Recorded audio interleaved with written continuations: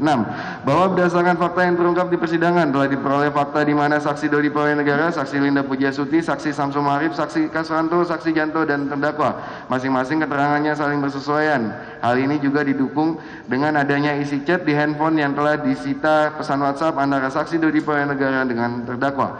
Terdakwa dengan saksi Samsul Marif serta terdakwa dengan Linda. Selain itu terdapat hasil pemeriksaan forensik terhadap handphone yang telah dituangkan dalam suatu berita acara pemeriksaan barang bukti digital antara saksi Dodi Prawianegara dengan terdakwa, saksi Linda Pujiastuti dengan terdakwa, saksi Samsul Marif dan saksi Dodi Prawianegara, saksi Samsul Marif dengan terdakwa serta saksi Linda Pujiastuti dengan saksi Samsul Marif yang mana membuktikan telah terjadi penyerahan narkotika jenis sabu sebanyak kurang lebih 1000 gram dari saksi Linda Pujiastuti kepada saksi Kasranto.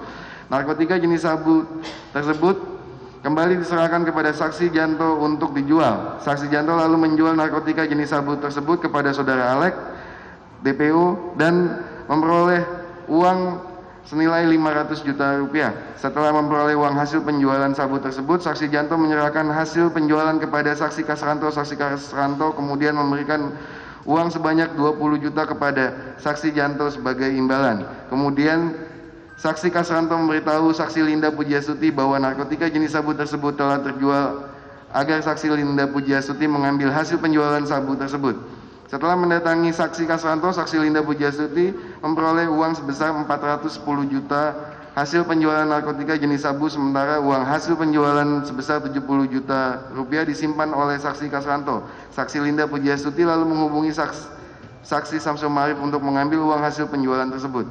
Setelah mendatangi saksi Linda Pujiastuti, saksi Samsul Marif memperoleh uang sebesar 350 juta rupiah hasil penjualan narkotika jenis sabu, sementara uang hasil penjualan sebesar 50 juta rupiah disimpan oleh saksi Linda Pujiastuti untuk akomodasi ke negara Brunei Darussalam. Dan terdakwa komunikasi antara saksi Linda Pujiastuti dan saksi Samsul Marif di mana saksi Samsul Marif meminta uang sebesar 50 juta rupiah sebagai akomodasi imbalan atau upah sebagai kurir narkotika jenis sabu, sehingga sisa hasil penjualan narkotika jenis sabu seberat 1000 gram menjadi 300 juta rupiah.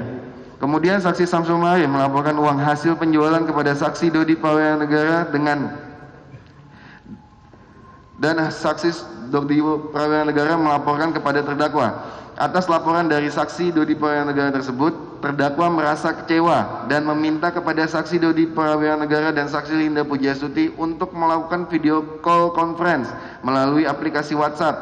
Namun saksi Linda Pujiastuti menolak untuk melakukan video call conference, sementara saksi Samsul Marif yang bertindak seolah-olah sebagai saksi Dodi Prawianegara melakukan komunikasi dengan terdakwa di mana terdakwa mengarahkan untuk menarik sisa narkotika yang berada dalam penguasaan saksi Linda Pujiastuti seberat kurang lebih 4.000 gram karena uang hasil penjualan menurut terdakwa tidak sesuai kesepakatan antara terdakwa dengan saksi Linda Pujiastuti, sehingga saksi Samsul Marif kembali mengambil narkotika sebanyak kurang lebih 4.000 gram dari penguasaan saksi Linda Pujiastuti.